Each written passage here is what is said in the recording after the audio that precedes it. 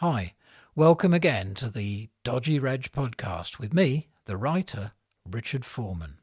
In this episode, we find out how Richard first met Dodgy Reg, thus learning not only of the Phantom Zone and the Forever People, but also of the threat to human liberty presented by apparently innocuous street furniture.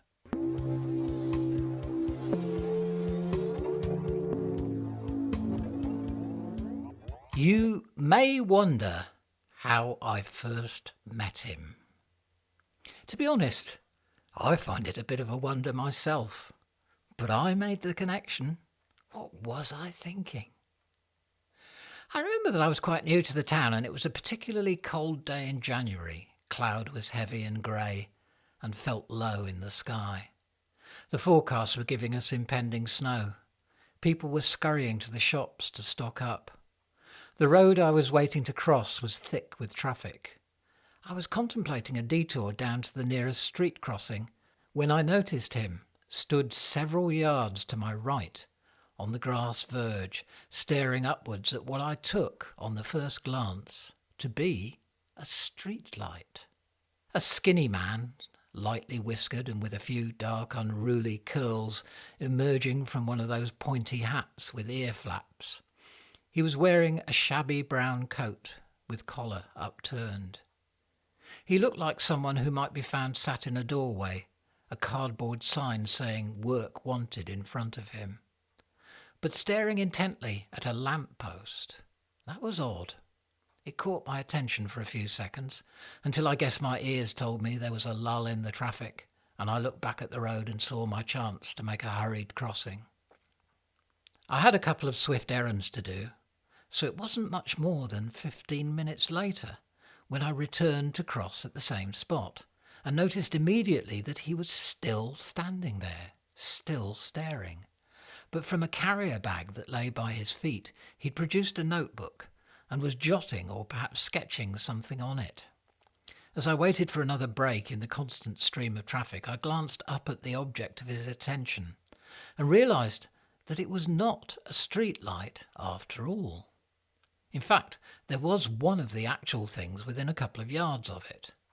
The pole at which he was staring was considerably wider in diameter than the one that supported the high street lamp. Grey painted metal and, from a distance, featureless, this pole stood at an equal height. About 3/4 of the way up, it widened to support a circular but equally featureless pillar at the top. I realised that I had absolutely no idea what it was. I must have walked past it hundreds of times and had never given it any attention. I was intrigued both by this now mysterious object and the man observing it. Perhaps there was a story in it. When I finally got across the road, feeling somewhat shy but driven by curiosity, I approached him. He didn't notice me until I spoke. "Excuse me, sorry to interrupt whatever you're doing, but I noticed you earlier on, and I'm curious about this thing you're looking at."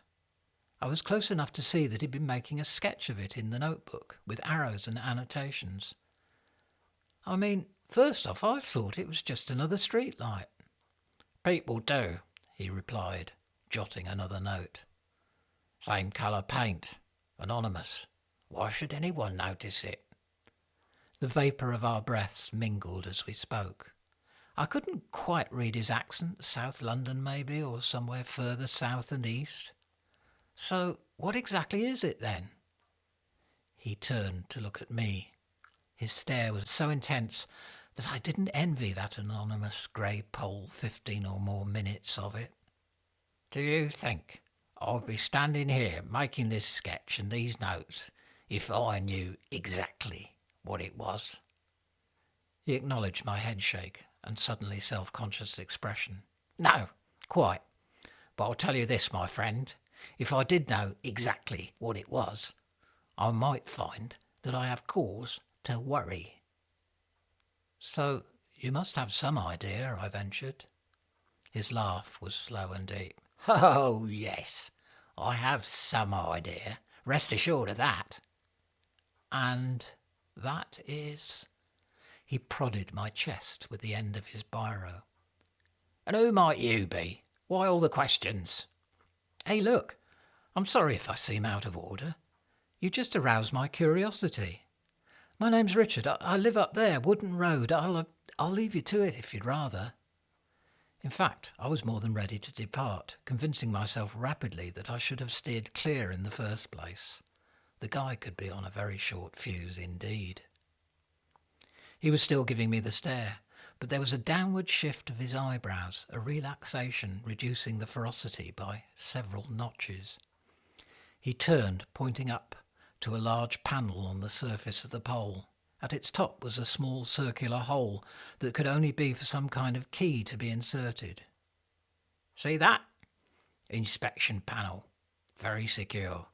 You'd need a specific kind of key to open that, wouldn't you? Any idea who'd have that kind of key? I shrugged my shoulders. Council workers, I guess. Or someone from a private company that the council have contracted out to.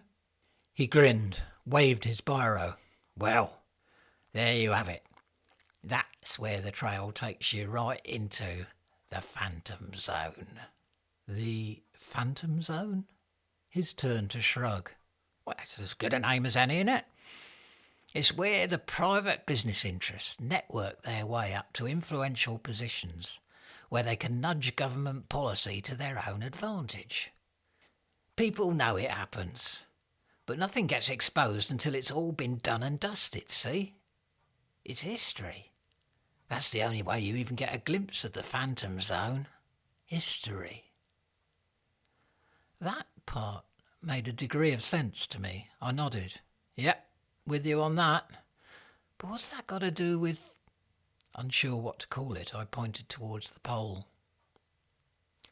Street furniture is the term you're looking for. Anything from bollards to benches. Plenty of room for all sorts of gadgets in street furniture.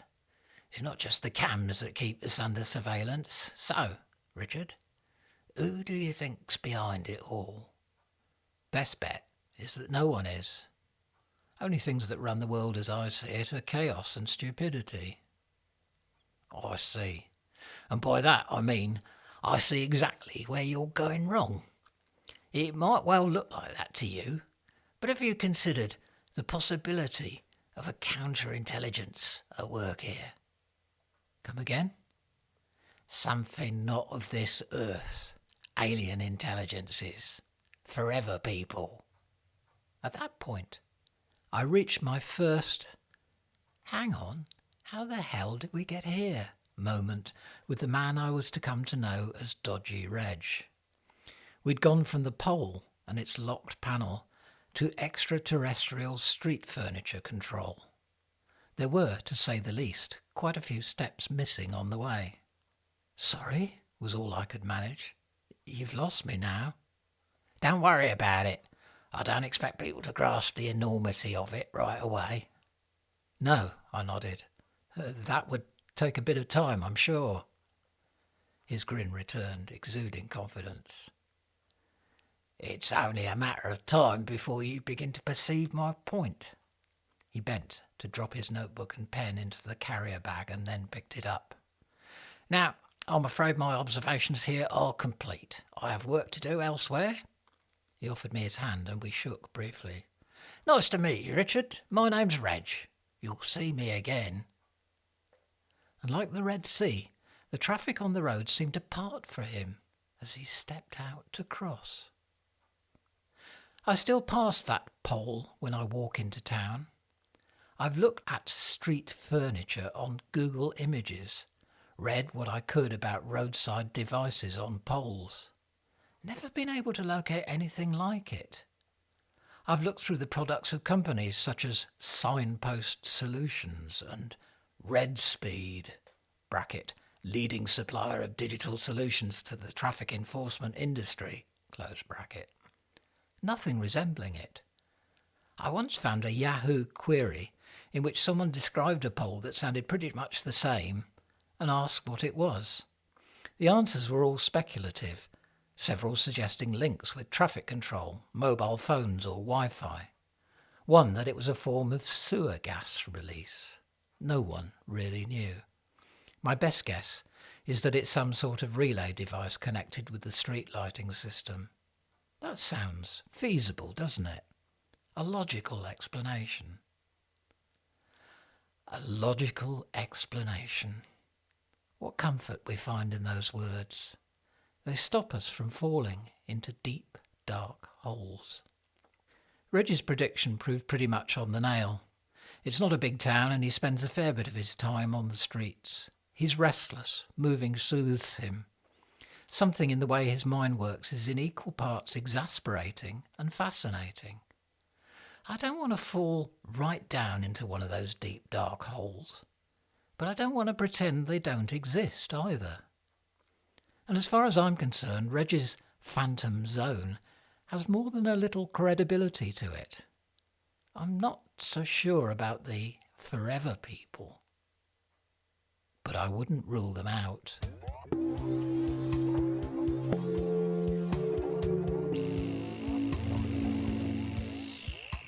Be sure to listen to the next Dodgy Reg podcast, in which we discover that not all literature is safe to read, in a story titled Unearthing Me.